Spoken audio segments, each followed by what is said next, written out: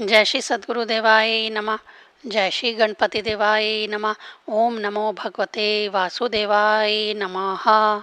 श्रीमद् भागवत महापुराण चतुर्थ स्कंद 8वां अध्याय ध्रुव का वन गमन। श्री मैत्रेय जी कहते हैं, शत्रुसूदन बुदुर जी, सनकादि, नारद, ऋभु, हंस, अरुणी और यति ब्रह्मा जी के इन नैष्टिक ब्रह्मचारी पुत्रों ने गृहस्थ आश्रम में प्रवेश नहीं किया, अतः उनके कोई संतान नहीं हुई। अधर्म भी ब्रह्मा जी का ही पुत्र था। उसकी पत्नी का नाम था मृषा। उसके दंभ नामक पुत्र और माया नाम की कन्या हुई। उन दोनों को नृत्य ले गया, क्योंकि उसके कोई संतान ना थी। दंभ और माया से लोभ और निकृति का जन्म हुआ। उससे क्रोध और हिंसा तथा उनसे कली यानी कलह और उसकी बहन दुरुति यानी गाली उत्पन्न हुए। साधु शिरोमणि फिर दुरुति से कली ने भय और मृत्यु को उत्पन्न किया तथा उन दोनों के संयोग से यातना और निरय यानी नरक का जोड़ा उत्पन्न हुआ। निष्पाप विदुर जी, इस प्रकार मैंने संक्षेप में तुम्हें प्रलय का कारण रूप यह अधर्म का वंश सुनाया। यह अधर्म का त्याग कराकर पुण्य संपादन में हेतु बनता है। अतएव इसका वर्णन 3 बार सुनकर मनुष्य अपने मन की मलिनता दूर कर देता है। कुरुनंदन, अब मैं श्री हरि के अंश यानी ब्रह्मा जी के अंश से उत्पन्न हुए पवित्र कीर्ति महाराज स्वयंभू मनु के पुत्रों का वंश का वर्णन करता हूँ। महारानी शत्रुपा और उनके पति स्वयंभू मनु से प्रियव्रत और उत्तानपाद ये 2 पुत्र हुए। भगवान वासुदेव की कला से उत्पन्न होने के कारण ये दोनों संसार की रक्षा में तत्पर रहते थे। उत्तानपाद के सुनीति और सुरुचि नाम की 2 पत्नियां थीं।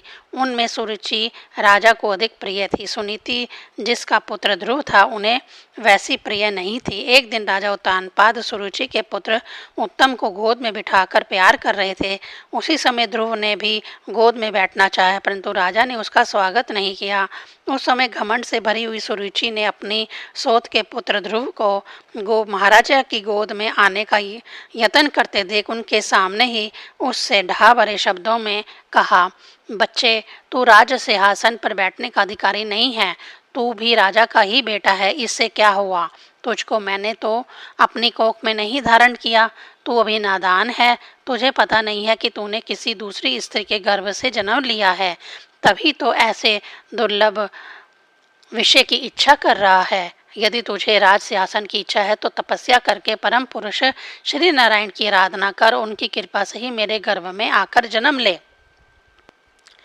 श्री मैत्रेय जी कहते हैं, बुजुर्ग जी, जिस प्रकार डंडे की चोट खाकर सांप फुंकार मारने लगता है, उसी प्रकार अपनी सौतेली माँ के कठोर वचनों से घायल होकर ध्रुव क्रोध के मारे लंबी लंबी सांसें लेने लगा।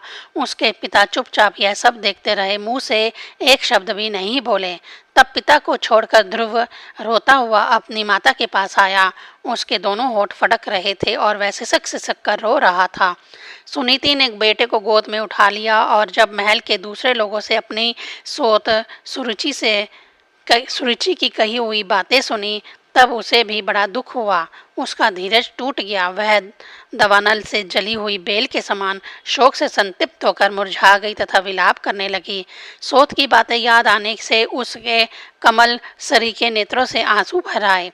उस बेचारी को अपने दुख पारावार का कहीं अंत ही नहीं दिखाई देता था। उसने गहरी सांस लेकर ध्रुव से कहा, बेटा, तू दूसरों के लिए किसी प्रकार के अमंगल की कामना मत कर। जो मनुष्य दूसरों को दुख देता है, उसे स्वयं ही उसका फल भोगना पड़ता है। सुरुचि ने जो कुछ कहा है ठीक ही है, क्योंकि महाराज को मुझे पत्नी तो क्या दासी स्वीकार करने में भी लज्जा आती है। तूने मुझ मंद भागनी के गर्भ से ही जन्म लिया है और मेरे ही दूध से तू पला है। बेटा, सुरुचि ने तेरी सौतेली माँ होने पर भी बात बिल्कुल ठीक कही है। अतः यदि राजकुमार उत्तम के समान राज सिंहासन पर बैठना चाहता है तो द्वेष भाव छोड़कर उसी का पालन कर। बस श्री अधोज भगवान के चरण कमलों की आराधना में लग जा। संसार का पालन करने के लिए सत्व गुण को अंगीकार करने वाले उन श्री हरि के चरणों की आराधना करने से ही तेरे परदादा श्री ब्रह्मा जी को वह सर्वश्रेष्ठ पद प्राप्त हुआ है, जो मन और प्राणों को जीतने वाले मुनियों के द्वारा भी वंदनीय है। इसी प्रकार तेरे दादा स्वयंभू मनु ने भी बड़ी बड़ी दक्षिणाओं वाले यज्ञों के द्वारा अनन्य भाव से उन्हीं भगवान की आराधना की थी। तभी उन्हें दूसरों के लिए अति दुर्लभ लौकिक, अलौकिक तथा मोक्ष सुख की प्राप्ति हुई। बेटा, तू भी उन भक्त वत्सल श्री भगवान का ही आश्रय ले। जन्म मृत्यु के चक्र से छूटने की इच्छा करने वाले मुमुक्षी लोग निरंतर उन्हीं के चरण कमलों के मार्ग की खोज किया करते हैं। तू स्वधर्म पालन से पवित्र हुए अपने चित्त में श्री पुरुषोत्तम भगवान को बैठा ले तथा अन्य सब का चिंतन छोड़कर केवल उन्हीं का भजन कर। बेटा, उन कमल दल लोचन श्री हरि को छोड़कर मुझे तो तेरे दुख को दूर करने वाला और कोई दिखाई नहीं देता। देख, जिन्हें प्रसन्न करने के लिए ब्रह्मा आदि अन्य सब देवता ढूंढते रहते हैं, वह श्री लक्ष्मी जी भी दीपक की भांति हाथ में कमल लिए निरंतर उन्हीं श्री हरि का खोज किया करती है। श्री मैत्रेय जी कहते हैं, माता सुनीति ने जो वचन कहे वह अभीष्ट वस्तु की प्राप्ति का मार्ग दिखलाने वाले थे। अतः उन्हें सुनकर ध्रुव ने बुद्धि द्वारा अपने चित्त का समाधान किया। इसके बाद वह पिता के नगर से निकल पड़े। यह सब समाचार सुनकर और ध्रुव क्या करना चाहता है इस बात को जानकर नारद जी वहां आए। उन्होंने ध्रुव के मस्तक पर अपना पाप नाशक कर कमल फेरते हुए मन ही मन विस्मित होकर कहा, अहो, क्षत्रियों का कैसा अद्भुत तेज है। वे थोड़ा सा भी मान भंग नहीं सह सकते हैं। देखो, अभी तो यह नन्हा सा बच्चा है, तो भी इसके हृदय में सौतेली माँ के कटु वचन घर कर गए हैं। तत्पश्चात नारद जी ने ध्रुव से कहा, बेटा, अभी तो तू बच्चा है, खेल कूद में ही मस्त रहता है। हम नहीं समझते कि इस उम्र में किसी बात से तेरा सम्मान या अपमान हो सकता है। यदि तुझे मान अपमान का विचार ही हो तो बेटा, असल में मनुष्य के असंतोष का कारण मोह के सिवा और कुछ भी नहीं है। संसार में मनुष्य अपने कर्मानुसार ही मान अपमान या सुख दुख आदि को प्राप्त होता है। तात, भगवान की गति बड़ी विचित्र है, इसीलिए उस पर विचार करके बुद्धिमान पुरुष को चाहिए कि देववश उसे जैसी भी परिस्थिति का सामना करना पड़े उसी में संतुष्ट रहे। अब माता के उपदेश से तू योग साधना द्वारा जिन भगवान की कृपा प्राप्त करने चला है, मेरे विचार से साधारण पुरुषों के लिए उन्हें प्रसन्न करना बहुत ही कठिन है। योगी लोग अनेकों जन्मों तक अनासक्त रहकर समाधि योग के द्वारा बड़ी बड़ी कठोर साधनाएं करते रहते हैं, परंतु भगवान के मार्ग का पता नहीं पाते। इसलिए तू यह व्यर्थ का हट छोड़ दे और घर लौट जा। बड़ा होने पर जब परमार्थ साधन का समय आवे तब उसके लिए प्रयत्न कर लेना। विधाता के विधान के अनुसार सुख दुख जो कुछ भी प्राप्त हो उसी में चित्त को संतुष्ट रखना चाहिए। यूं करने वाला पुरुष मोहमय संसार से पार हो जाता है। मनुष्य को चाहिए कि अपने से अधिक गुणवान को देखकर प्रसन्न हो, जो कम गुण वाला हो उस पर दया करे और जो अपने समान गुण वाला हो उससे मित्रता का भाव रखे। यूं करने से उसे दुख कभी नहीं दबा सकते। ध्रुव ने कहा, भगवान, सुख दुख से जिनका चित्त चंचल हो जाता है उन लोगों के लिए आपने कृपा करके शांति का यह बहुत अच्छा उपाय बतलाया, परंतु मुझ जैसे अज्ञानियों की दृष्टि वहाँ यहाँ तक नहीं पहुँच पाती। इसके सिवा मुझे घोर क्षत्रिय स्वभाव प्राप्त हुआ है, अतएव मुझ में विनय का प्राय अभाव है। सुरुचि ने अपने कटु वचन रूपी बाणों से मेरे हृदय को विदीर्ण कर डाला है, इसीलिए उसमें आपका यह उपदेश नहीं ठहर पाता। ब्राह्मण, मैं उस पद पर अधिकार करना चाहता हूँ जो त्रिलोकी में सबसे श्रेष्ठ है तथा जिस पर मेरे बाप दादा और दूसरे कोई भी आरूढ़ नहीं हो सके हैं। आप मुझे उसी की प्राप्ति का कोई अच्छा सा मार्ग बतलाइए। आप भगवान ब्रह्मा जी के पुत्र हैं और संसार के कल्याण के लिए ही वीणा बजाते सूर्य की भांति त्रिलोकी में विचरा करते हैं। श्री मैत्रेय जी कहते हैं, ध्रुव की बात सुनकर भगवान नारद जी बड़े प्रसन्न हुए और उस पर कृपा करके इस प्रकार सुपदेश कहने देने लगे। श्री नारद जी ने कहा, बेटा, तेरी माता सुनीति ने तुझे जो कुछ बताया है वही तेरे लिए परम कल्याण का मार्ग है। भगवान वासुदेव ही वह उपाय है, इसीलिए तू चित्त लगाकर उन्हीं का भजन कर।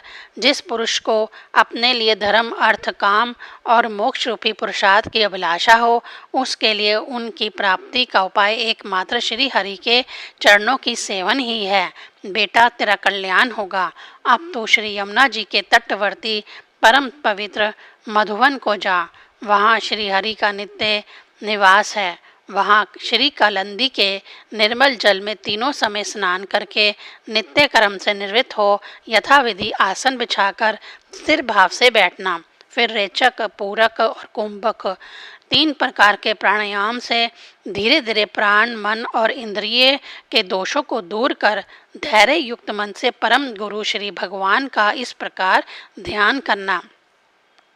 भगवान के नेत्र और मुख निरंतर प्रसन्न रहते हैं। उन्हें देखने से ऐसा मालूम होता है कि वे प्रसन्नता पूर्वक भक्त को वर देने के लिए उद्यत हैं। उनकी नासिका, भौवें और कपोल बड़े ही सुहावने हैं। वह सभी देवताओं में परम सुंदर है। उनको तरुण अवस्था है। सभी अंग बड़े सुडोल हैं। लाल लाल होंठ और रत्नारे नेत्र हैं।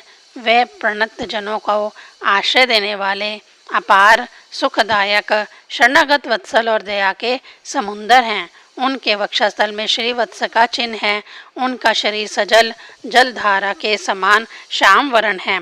वह परम पुरुष श्याम सुंदर गले में वनमाला धारण किए हुए हैं और उनकी 4 भुजाओं में शंख, चक्र, गदा और पद्म सुशोभित है। उनके अंग प्रत्यंग, करीट, कुंडल, कयूर और कंगन आदि आभूषणों से विभूषित हैं। गला कौस्तुभ मणि की भी शोभा बढ़ा रहा है तथा शरीर में रेशमी पीताम्बर है। उनके कटी प्रदेश में कंचन की करधनी और चरणों में सुवर्णमय नूपुर यानी पेजनी सुशोभित है। भगवान का स्वरूप बड़ा ही दर्शनीय, शांत तथा मन और नयनों को आनंदित करने वाला है। जो लोग प्रभु का मानस पूजन करते हैं उनके अंतःकरण में वे हृदय कमल की कर्णिका पर अपने नख मणिमंडित मनोहर पदार बिंदों को स्थापित करके विराजते हैं। इस प्रकार धारणा करते करते जब चित्त स्थिर और एग्राक हो जाए तब उन वरदायक प्रभु का मनी मन इस प्रकार ध्यान करें कि वे मेरी और अनुराग भरी दृष्टि से निहारते हुए मन मन मुस्कुरा रहे हैं। भगवान की मंगलमय मूर्ति का इस प्रकार निरंतर ध्यान करने से मन शीघ्र ही परमानंद में डूबकर तल्लीन हो जाता है और फिर वहां से लौटता नहीं। राजकुमार, इस ध्यान के साथ जिस परम गुरु मंत्र का जप करना चाहिए वह भी बतलाता हूँ, सुन। इसका 7 रात जप करने से मनुष्य आकाश में विचरने वाले सिद्धों का दर्शन कर सकता है। वह मंत्र है ओम नमो भगवते वासुदेवाय। किस देश और किस काल में कौन वस्तु उपयोगी है, इसका विचार करके बुद्धिमान पुरुष को इस मंत्र के द्वारा तरह तरह की सामग्रियों से भगवान की द्रव्यमयी पूजा करनी चाहिए। प्रभु का पूजन विशुद्ध जल, पुष्पमाला, जंगली मूल और फल आदि पूजा में विहत दुर्वा आदि अंकुर, वन में ही प्राप्त होने वाले बिक्कल वस्त्र और उनकी प्रेयसी तुलसी से करना चाहिए। यदि शिला आदि की मूर्ति मिल सके तो उसमें, नहीं तो पृथ्वी या जल आदि में ही भगवान की पूजा करें। सर्वदा संयत चित्त, मननशील, शांत और मौन रहें तथा जंगली फल मूल आदि का परिमित आहार करें। इसके सिवा पुण्य कीर्ति श्री हरि अपनी अनिर्वचनीय माया के द्वारा अपनी ही इच्छा से अवतार लेकर जो जो मनोहर चरित्र करने वाले हैं उनका मन ही मन चिंतन करता रहे। प्रभु की पूजा के लिए जिन जिन उपचारों का विधान किया गया है उन्हें मंत्र मूर्ति श्री हरि को 12 अक्षर मंत्र के द्वारा ही अर्पण करें। इस प्रकार जब हृदय स्थित हरि का मन, वाणी और शरीर से भक्तिपूर्वक पूजन किया जाता है तब वह निश्चल भाव से भली भांति भजन करने वाले अपने भक्तों के भाव को बढ़ा देते हैं और उन्हें उनकी इच्छा के अनुसार धर्म, अर्थ, काम और मोक्ष रूप कल्याण प्रदान करते हैं। यदि उपासक को इंद्रिय संबंधी भोगों से वैराग्य हो गया हो तो वह मोक्ष प्राप्ति के लिए अत्यंत भक्तिपूर्वक आविच्छिन्न भाव से भगवान का भजन करे। श्री नारद जी से इस प्रकार उपदेश पाकर राजकुमार ध्रुव ने परिक्रमा करके उन्हें प्रणाम किया। तदंतर उन्होंने भगवान के चरण चिन्हों से अंकित परम पवित्र मधुवन की यात्रा की। ध्रुव के तपोवन की ओर चले जाने पर नारद जी महाराज उत्तानपाद के महल में पहुँचे। राजा ने उनकी यथा योग्य उपचारों से पूजा की। तब उन्होंने आराम से आसन पर बैठकर राजा से पूछा। श्री नारद जी ने कहा, राजन, तुम्हारा मुख सूखा हुआ है। तुम बड़ी देर से किस सोच विचार में पड़े हो? तुम्हारे धर्म, अर्थ और काम में से किसी में भी कोई कमी तो नहीं आ गई? राजन ने कहा, ब्राह्मण, मैं बड़ा ही स्त्रीण और निर्दयी हूँ। हाय, मैंने अपने 5 वर्ष के नन्हे से बच्चे को उसकी माता के साथ घर से निकाल दिया। मुनिवर, वह बड़ा ही बुद्धिमान था। उसका कमल सा मुख भूख से कुमला गया होगा। वह थक कर कहीं रास्ते में पड़ गया होगा। ब्राह्मण, उस असहाय बच्चे को वन में कहीं भेड़िया न खा जाए। अहो, मैं कैसा स्त्री का गुलाम हूँ। मेरी कुटिलता तो देखिए। वह बालक प्रेमवश मेरी गोद में चढ़ना चाहता था, किंतु मुझ दृष्ट ने उसका तनिक भी आदर नहीं किया। श्री नारद जी ने कहा, राजन, तुम अपने बालक की चिंता मत करो। उसके रक्षक भगवान हैं। तुम्हें उसके प्रभाव का पता नहीं है। उसका यश सारे जगत में फैल रहा है। वह बालक बड़ा समर्थ है। जिस काम को बड़े बड़े लोकपाल भी नहीं कर सके, उसे पूरा करके वह शीघ्र तुम्हारे पास लौट आएगा। उसके कारण तुम्हारा यश भी बहुत बढ़ेगा। श्री मैत्रेय जी कहते हैं, देव ऋषि नारद जी की बात सुनकर महाराजा उत्तानपाद राजपाट की ओर से उदासीन होकर निरंतर पुत्र की ही चिंता में रहने लगे। इधर ध्रुव जी ने मधुवन में पहुंचकर यमुना जी में स्नान किया और उस रात पवित्रता पूर्वक उपवास करके श्री नारद जी के उपदेशानुसार एग्राचित से परम पुरुष श्री नारायण की उपासना आरंभ कर दी। उन्होंने 3-3 रात्रि के अंतर से शरीर निर्वाह के लिए केवल कैथल और बेर के फल खाकर श्री हरि की उपासना करते हुए 1 मास व्यतीत किया। दूसरे मास में उन्होंने 6-6 दिन के पीछे सूखे घास और पत्ते खाकर भगवान का भजन किया। तीसरा महीना 9-9 दिन पर केवल जल पीकर समाधि योग के द्वारा श्री हरि का आराधना करते हुए बतलाया। चौथे महीने में उन्होंने श्वास को जीत कर 12-12 दिन के बाद केवल वायु पीकर ध्यान योग द्वारा भगवान की आराधना की। 5वां मास लगने पर राजकुमार ध्रुव श्वास को जीत कर पर ब्रह्म का चिंतन करते हुए एक पैर से खंबे के समान निश्चल भाव से खड़े हो गए। उस समय उन्होंने शब्द आदि विषय और इंद्रियों के नियामक अपने मन को सब ओर से खींच लिया तथा हृदय स्थित हरि के स्वरूप का चिंतन करते हुए चित्त को किसी दूसरी ओर न जाने दिया। जिस समय उन्होंने महद आदि संपूर्ण तत्वों के आधार तथा प्राकृतिक और पुरुष के भी आधीश्वर परम ब्रह्म की धारणा की, उस समय उनके तेज को ना सह सकने के कारण तीनों लोग कांप उठे। जब राजकुमार ध्रुव एक पैर पर खड़े हुए तब उनके अंगूठे से दबकर आधी पृथ्वी इस प्रकार झुक गई जैसे किसी गजराज के चढ़ जाने पर नाव पद पर दाई बाई और डगमगाने लगती है। ध्रुव जी अपने इंद्रिय द्वार तथा प्राणों को रोककर अनन्य बुद्धि से विश्वात्मा श्री हरि का ध्यान करने लगे। इस प्रकार उनकी समष्टि प्राण से अभिन्नता हो जाने के कारण सभी जीवों का श्वास प्रवास रुक गया। इससे समस्त लोक और लोकपालों को बड़ी पीड़ा हुई और वे सब घबरा कर श्री हरि की शरण में गए। देवताओं ने कहा, भगवान, समस्त स्थावर जगम जीवों के शरीरों का प्राण एक साथ रुक गया है। ऐसा तो हमने पहले कभी अनुभव नहीं किया। आप शरणागतों की रक्षा करने वाले हैं। अपनी शरण में आए हुए हम लोगों को इस दुख से छुड़ाइए। श्री भगवान ने कहा, देवताओं, तुम डरो मत। उत्तानपाद के पुत्र ध्रुव ने अपने चित्त को मुझ विश्वात्मा में लीन कर दिया है। इस समय मेरे साथ उसकी अभेद धारणा सिद्ध हो गई है। इसी से उसके प्राण निरोध से तुम सबका प्राण भी रुक गया है। अब तुम अपने अपने लोगों को जाओ। मैं उस बालक को इस दुष्कर तप से निवृत्त कर दूंगा। 8वां अध्याय संपूर्ण। ओम नमो भगवते वासुदेवाय नमः।